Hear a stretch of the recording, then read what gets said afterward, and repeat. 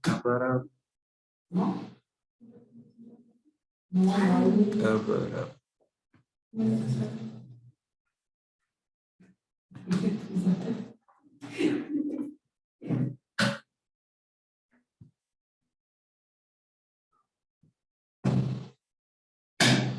No llega Dani.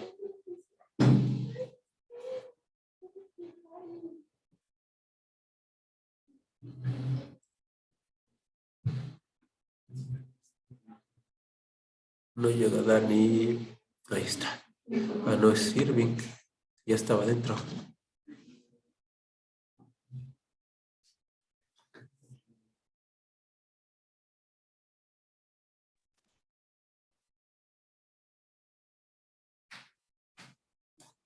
Dani. Voy a darle un minuto.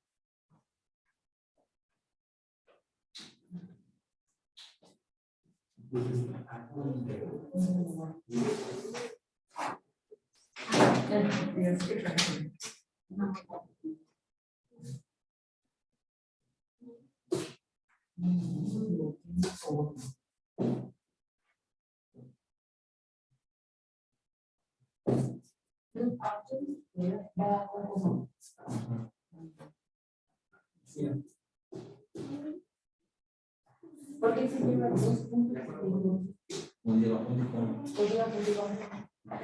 Cuando vas a hablar de diferentes cosas, pero en el mismo orden, igual sí.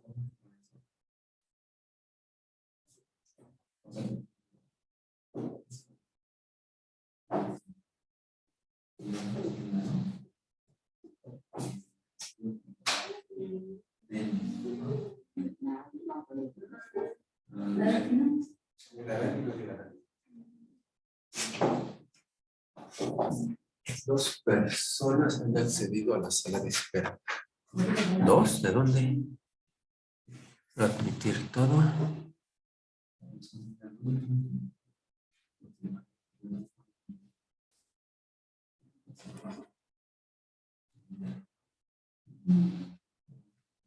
Sale, ya estamos, todos.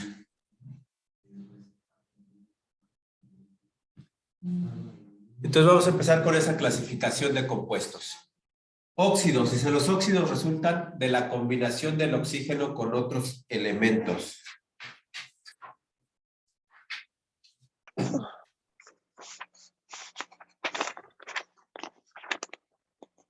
Recuerden, los óxidos todos comparten que llevan oxígeno, si no, no son óxidos. Todos llevan oxígeno. Entonces, no.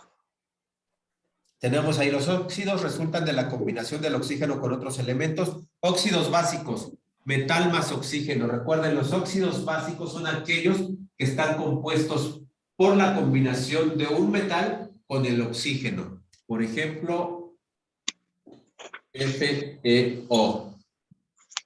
Fe, un metal, y el oxígeno. Óxido de hierro. Luego tenemos los óxidos ácidos, un no metal más oxígeno, que es igual a un óxido no metálico o anhídrido. Óxidos ácidos, también conocidos como anhídridos. Un no metal más oxígeno. ¿Mande?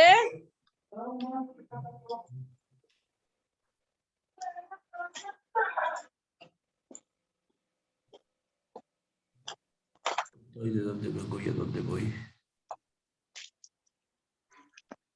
Participantes.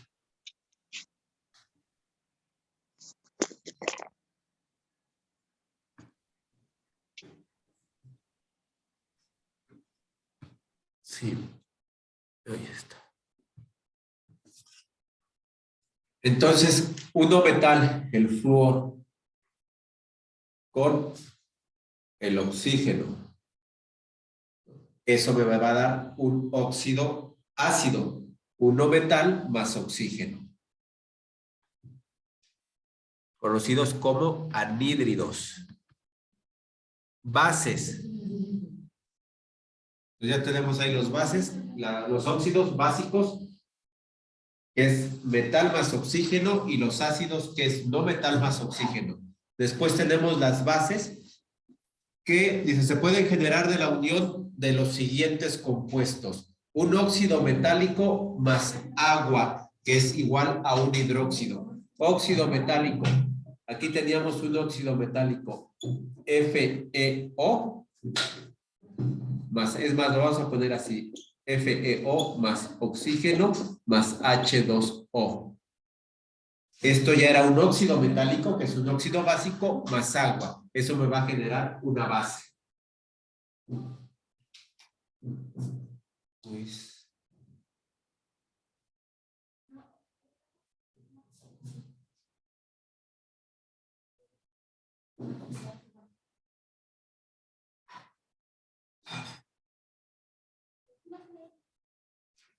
entonces, metal más oxígeno más hidrógeno, ahí tenemos, ¿no? Metal más oxígeno más hidrógeno. Óxido metálico más agua. Obviamente tiene que haber oxígeno y tiene que haber hidrógeno para que tengamos agua, ¿no? Entonces, esa es una base. Ácidos. Los ácidos se pueden generar de las siguientes tres formas. Anhídrido más agua igual a oxácido u oxiácido. Puedo ver oxácido u oxiácido. Es un anhídrido más agua. Recuerden que el anhídrido era un no metal más oxígeno. Aquí obviamente tendríamos un no metal más oxígeno más hidrógeno. Ahí tenemos hidrógeno más no metal más oxígeno. Hidrógeno más no metal igual a hidrácido.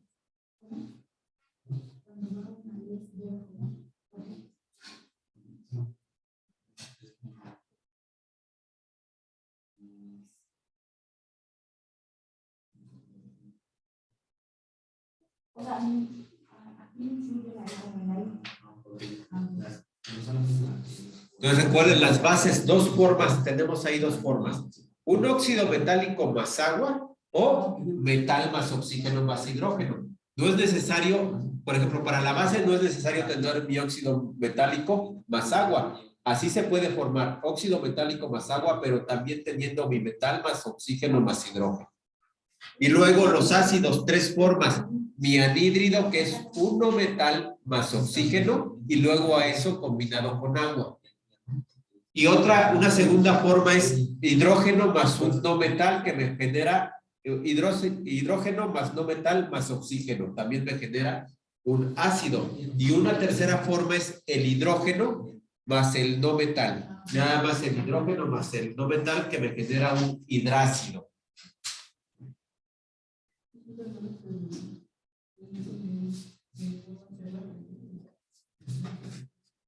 Vamos a poner ahí, por ejemplo, un anhídrido más agua. Habíamos puesto esto, ¿no? Flor con oxígeno, óxido de flor más agua, ¿no? H2O. Mi anhídrido más agua. Hidrógeno más no metal. H más cloro, ¿no? Hidrógeno más no metal. Ácido clorhídrico. Y la tercera forma, hidrógeno más no metal. Bueno, perdón, este era más oxígeno. HClO, que ya no es ácido clórico, me parece que sería el ácido clórico. HClO, hidrógeno más no metal más oxígeno. Y luego el hidrógeno más no metal, ahora sí, HCl nada más, ácido clorhídrico. Las sales. Las sales se generan cuando un ácido y una base se combinan. Entonces, un ácido más una base me da una sal.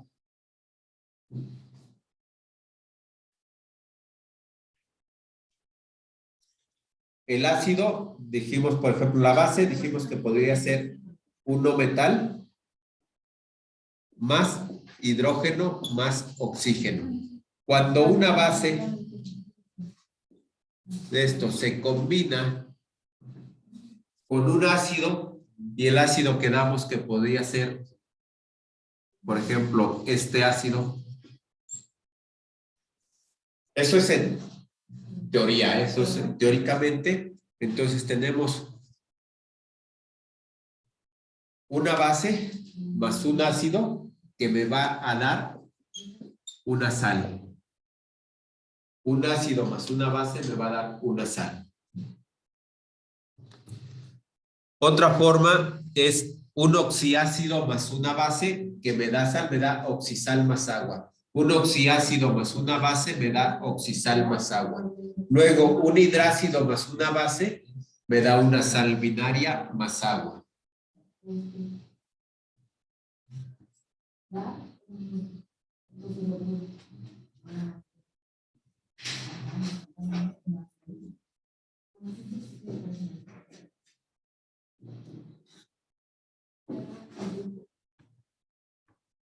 Esos vienen más adelante en la nomenclatura. Otra vez, ácido, por eso no vamos a abundar más ahorita, porque más adelante, cuando veamos nomenclatura, vamos a volver a ver ácidos, sales, bases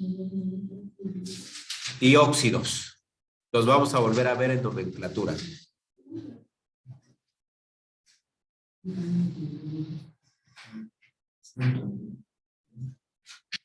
1.5 mol, concepto de mol. El mol es la cantidad de sustancia. El mol es se define como la cantidad de sustancia.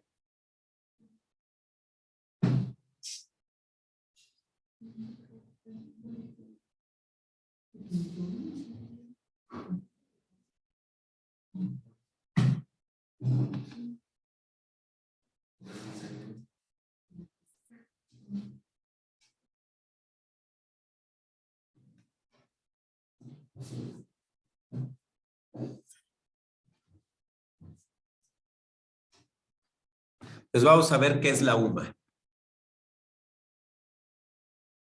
Las dos primeras se acuerdan. El electrón no se considera para los cálculos de la masa de una sustancia porque es una masa infinitamente pequeña, entonces no se considera. La del protón y la del neutrón sí, pero es una masa, son masas también muy pequeñas, entonces para no trabajar con esos números tan pequeños, lo que se utiliza es la UMA, que es la unidad de masa atómica, y equivale a la masa de un protón o de un neutrón, que es de 1.7 por 10 a la menos 27 kilogramos. ¿Qué masa tan pequeña tiene? 1.7 por 10 a la menos 27 kilogramos. Quiere decir que antes de ese 1 hay 26 ceros.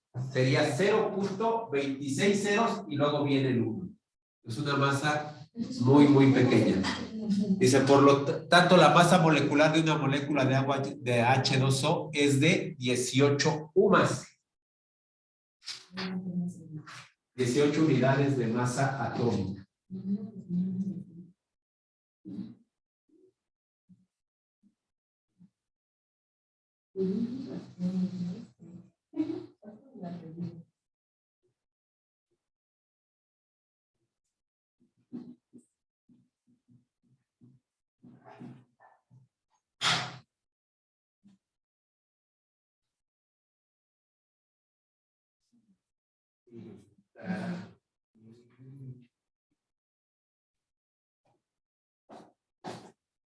Eso es cuando hablamos de masa molecular.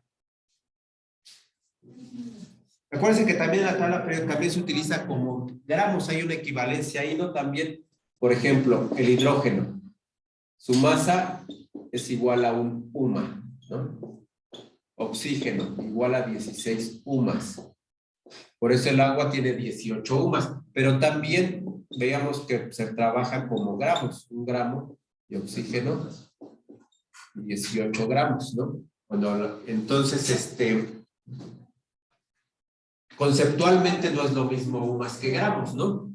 Pero en cantidad numérica sí.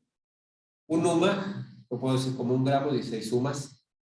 Perdón, ahí eran 16 gramos. Entonces, ahí va a depender de las condiciones del problema que me esté pidiendo, UMAS o gramos, pero numéricamente es lo mismo. Un UMA por cada hidrógeno, este hidrógeno no tiene neutrones, más 16 UMA del oxígeno, 8 protones y 8 neutrones.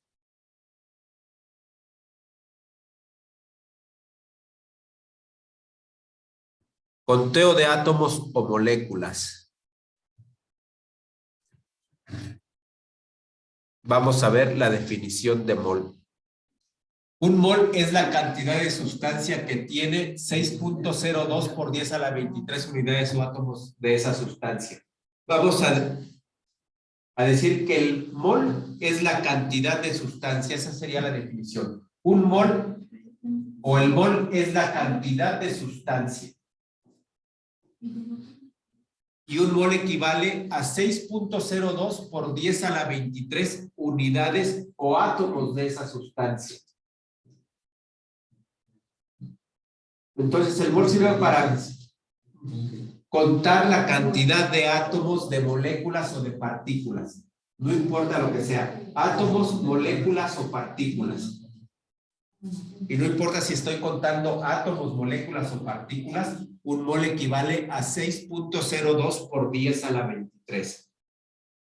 ¿Realmente completo se acostumbra a poner como 6.023?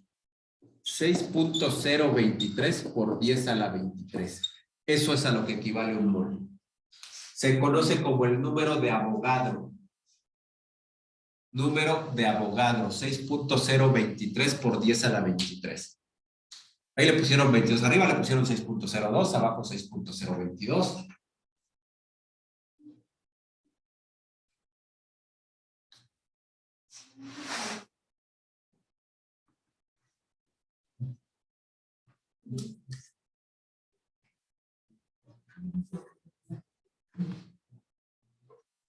Dice, ya simplificamos el conteo numérico de los átomos o moléculas y le pusieron UMA. Ahí no está mal, es mol. En el 2 entre paréntesis va mol, no UMA.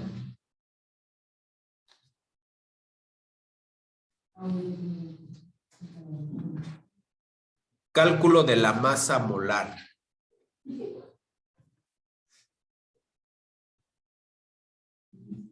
La masa molecular es la masa de una sola molécula y se obtiene simplemente sumando los pesos atómicos de cada elemento que participa en el compuesto.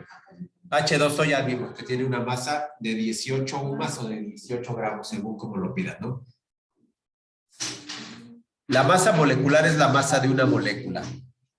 Y la masa molar es la masa de una mol de algún compuesto.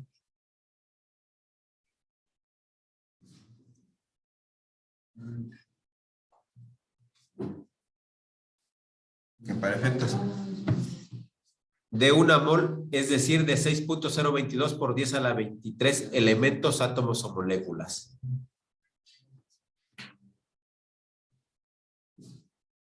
Masa molar. ¿Cómo obtenemos la masa molar?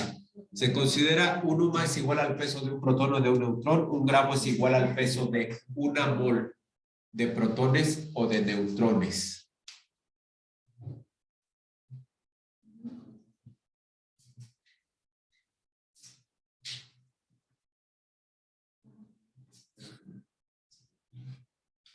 Si pesamos una mol de un elemento que tenga 2 protones, entonces esta mol pesará 2 gramos.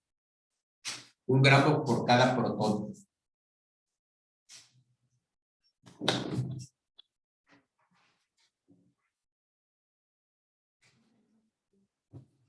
Ahora, por ejemplo, es 1 gramo por cada protón y por cada neutrón. El oxígeno tiene 8 protones y tiene 8 neutrones, por lo tanto, esa mol pesará 16 gramos.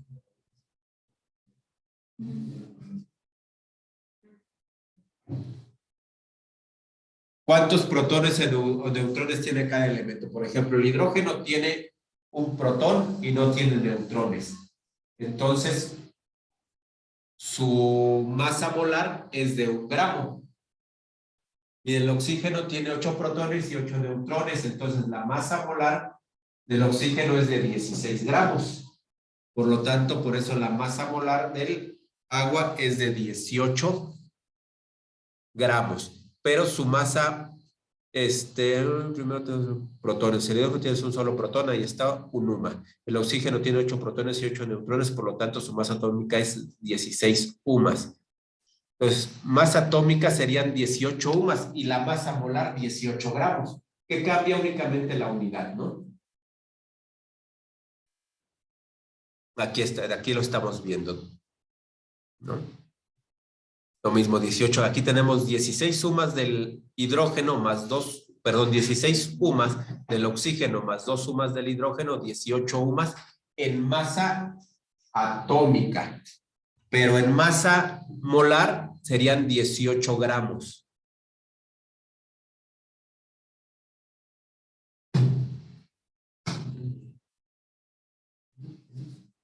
Vamos a ver, dice,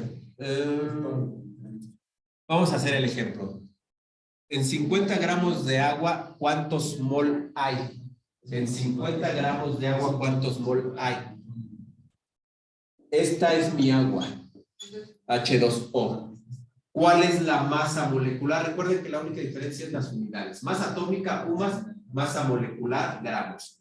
Entonces, aquí tenemos 16 hidrógeno igual a 1 gramo por 1 igual a un solo gramo. Perdón, 2 gramos. Aquí es por 2, ¿no? Tengo 2 de hidrógeno. Y oxígeno igual a 16 gramos. Nada más tengo 1, 16 gramos. Tengo una masa molecular de 18 gramos. Y esto es un mol de agua. Entonces tenemos que un mol equivale a 18 gramos. Y me preguntan cuántos moles hay en 50 gramos. Entonces, ¿cuántos moles hay en 50 gramos? Pues solamente hacemos una regla de 3. 50 por 1 entre 18. 50 por 1 entre 18.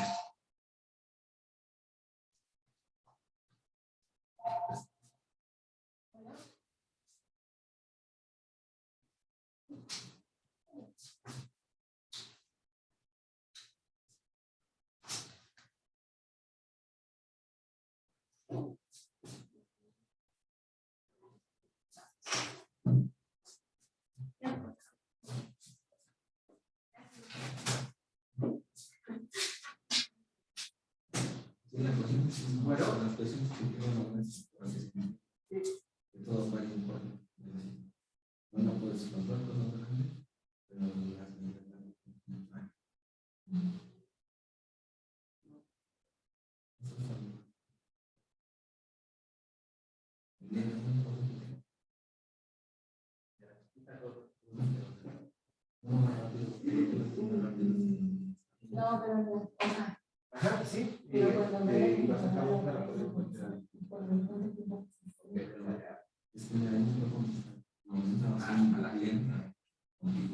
Ah, sí, para esta nueva. Sí.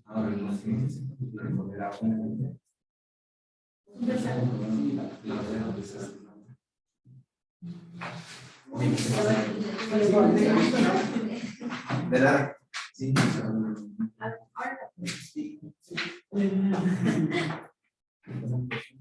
Entonces, 50 por 1 son 50, ¿no? Entonces, esto es igual a 50 entre 18. Entonces, tendríamos 50 entre 18, que cabe 2 veces. 2 por 18, 36. Para 50, 14. Ponemos un punto, bajamos el 0. Y el 18 en el 140 cabe 6, 60 y 48, 108, 7, 126, 8 veces. 7 veces. 70 y 56, 126. 7 por 8, 56 para 64. Y llevamos 6, 7 por 1, 7 y 6, 13 para 14 unos. 2.7, otra vez tendríamos aquí, entonces serían 2.77 mols. O 2.7, como dice ahí, ¿no? Obviamente en la realidad eso no puede existir porque no puedo tener una parte, no puedo tener 0.7 moléculas de agua, las moléculas están completas. Pero en el cálculo, eso es lo que tendríamos, ¿no?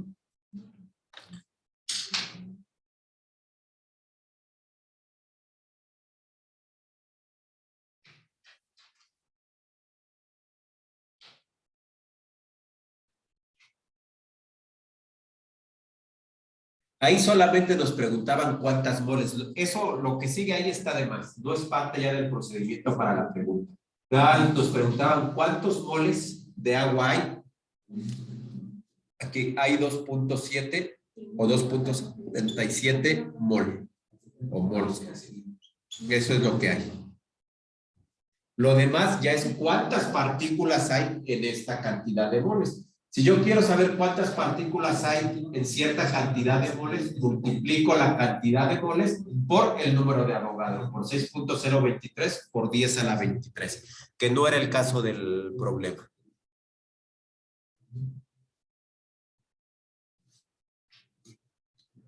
Composición del agua y estructura molecular.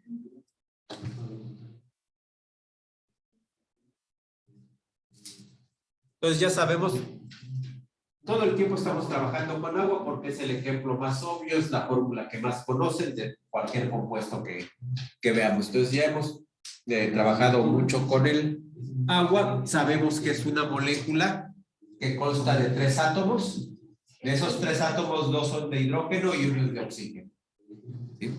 Sabemos ya la masa molecular o el peso molecular del agua, que son 18 gramos, su masa atómica son 18 UMAS. Entonces, los átomos de hidrógeno están unidos al átomo de oxígeno por medio de enlaces covalentes.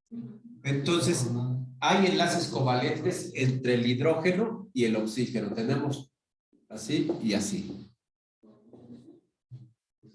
Los enlaces que hay son enlaces covalentes, pero también decimos que son enlaces de puentes de hidrógeno. Y ya vimos que esos puentes de hidrógeno tienen mucho que ver con la estructura del agua.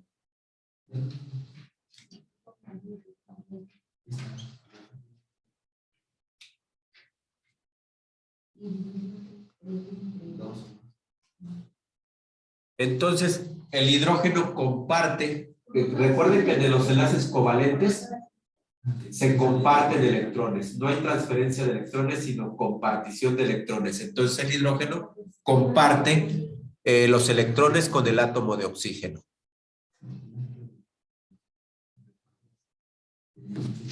Yo le puse 2 de oxígeno y nadie dice nada. Tiene 2 de hidrógeno, no 2 de oxígeno. Es así, ¿no? Oxígeno, hidrógeno, hidrógeno. Yo lo había puesto al revés. Puse hidrógeno con dos oxígenos y es un oxígeno con 2 hidrógenos, H2O. ¿Sí?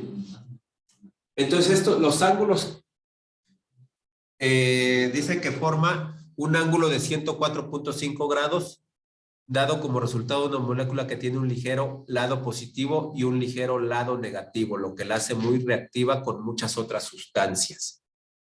Entonces, aquí este ángulo entre los hidrógenos es de 104.5 grados.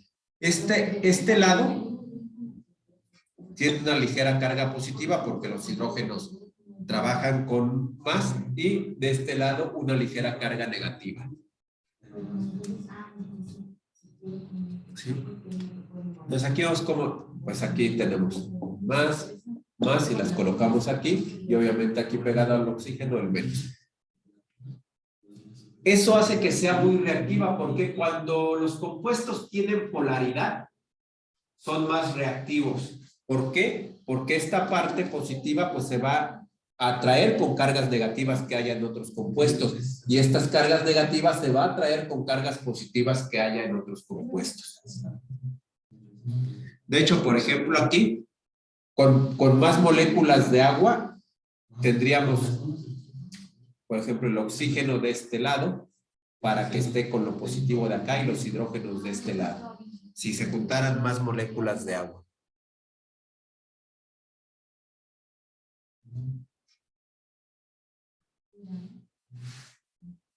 De polaridad y puentes de hidrógeno en la molécula de agua. Ya dijimos que la polaridad se debe a esto, ¿no? Creamos una zona positiva, voy a borrar y una zona negativa. Y la polaridad, recuerden que es eso. De un lado tenemos carga positiva y del otro lado carga negativa. Vamos a ver esa polaridad y los puentes de hidrógeno.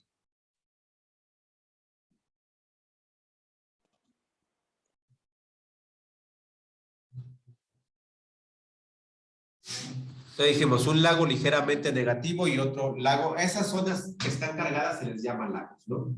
El lado negativo, pues es un lago con una carga ligeramente negativa. La molécula en sí es eléctricamente neutra, pero genera 2 lados llamados lagos, uno con una ligera carga negativa y del otro lado con una ligera carga positiva.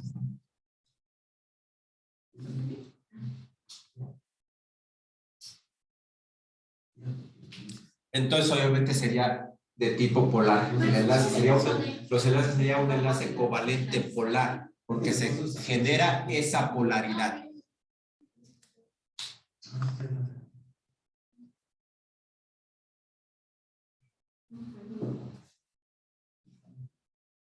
Ya les había dicho, sus lados positivos se atraen con los negativos.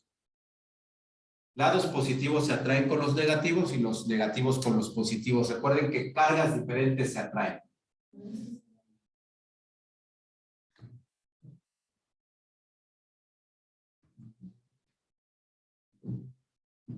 Ahí tenemos, por ejemplo, moléculas de agua que están enlazadas, ¿no?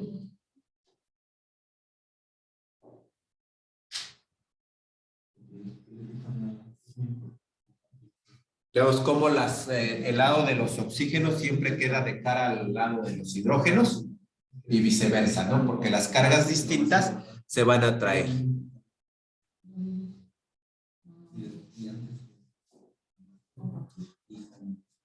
Aquí tengo mis dos hidrógenos.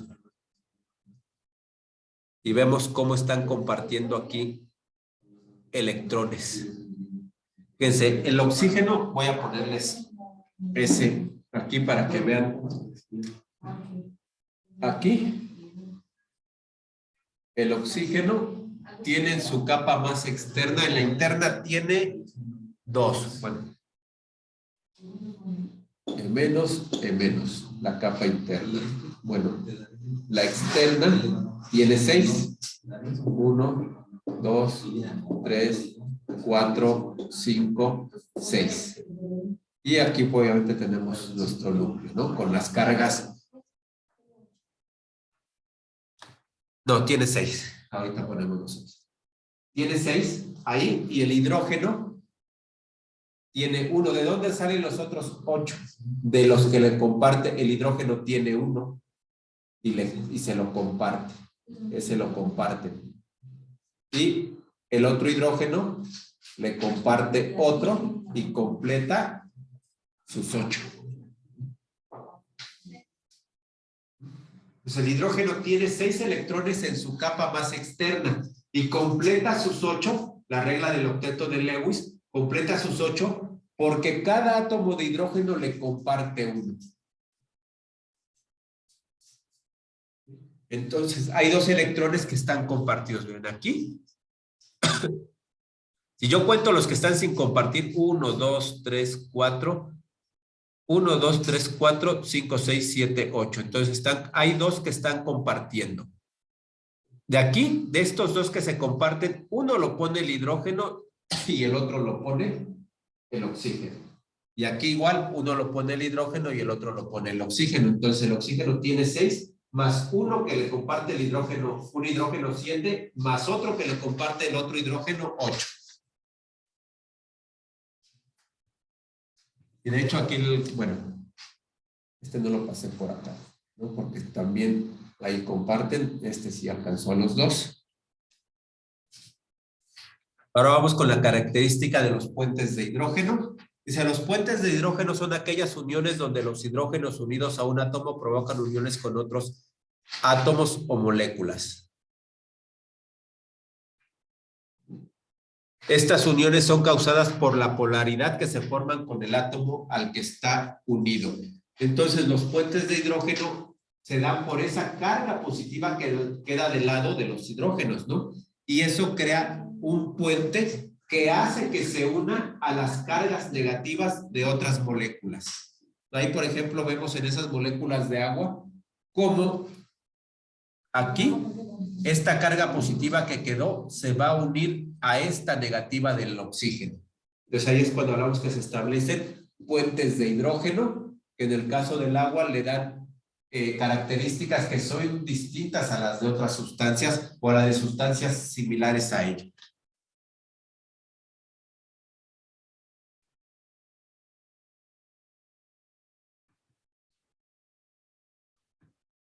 Propiedades físicas del agua, punto de ebullición y de fusión, capacidad calorífica específica. Vámonos rápido. Ya habíamos visto punto de ebullición del agua. Su punto de ebullición es de 100 grados centígrados a nivel del mar y a presión de una atmósfera. Así es como lo tomamos. Punto de ebullición. Aquí en características físicas vamos con punto de ebullición.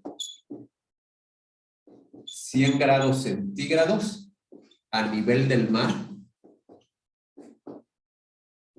y presión de una atmósfera.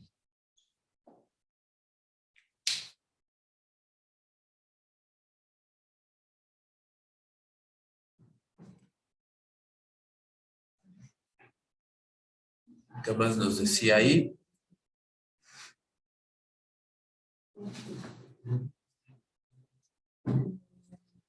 Punto de fusión.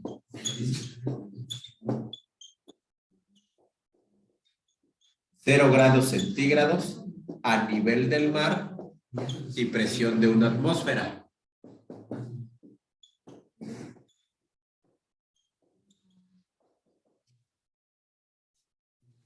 El agua está en estado sólido. Cuando llega a 0 grados centígrados, ahí empieza a fundirse y a pasar a estado líquido. Entonces, tenemos punto de ebullición a 100 grados centígrados, punto de fusión 0 grados centígrados, o también le podemos llamar punto de congelamiento. Si me llaman, está en líquido y cuando va, que si está líquido y llega a 0 y sigue bajando, se va a congelar. Si está en sólido y llega a 0 y sigue subiendo, pues se va a fundir y va a pasar al líquido. Esos también los podemos conocer como los puntos de cambio de fase.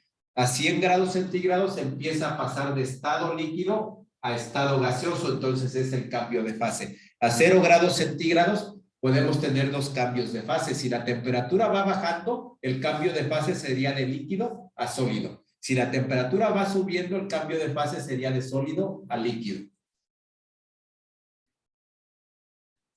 ¿Y qué más tenemos? Capacidad calorífica específica.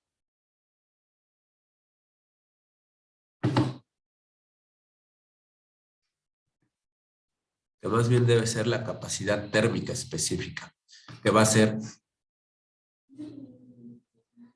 de 1 caloría por cada grado. Bueno, ahí tenemos otras propiedades físicas, ¿no? En condiciones normales de temperatura y presión se presenta como líquida. Las condiciones normales de temperatura y presión. Ahí está medio mal porque en la naturaleza el agua es de los pocos elementos, de las pocas sustancias que se presenta en los 3 estados de agregación. Y en el polo norte la temperatura normal es bajo 0, ¿no? Entonces, cuando hablamos de condiciones normales de presión y temperatura, hablamos de las condiciones que están a nivel del mar. Por eso es que decimos que en esas condiciones normales se presenta en estado líquido. Pero realmente el agua en la naturaleza se presenta en los 3 estados, de acuerdo según la región donde esté. Se presenta en estado sólido, líquido y gaseoso. Es incolora, inodora e insípida o insabora. No tiene color, no tiene sabor y no tiene olor. Porque es un olor, un sabor que no podemos relacionar con nada más y no podemos decir que sabe a tal o cual cosa, ¿no? Sabe a agua, ¿no? Digamos, no hay un sabor relacionado. Son condiciones características propias nada más de ella. Por eso decimos que es incolora, que es insabora y que es inodora. Sin olor, sin sabor, solita el agua. Bueno, es más, el agua que consumimos no es agua pura, ¿no?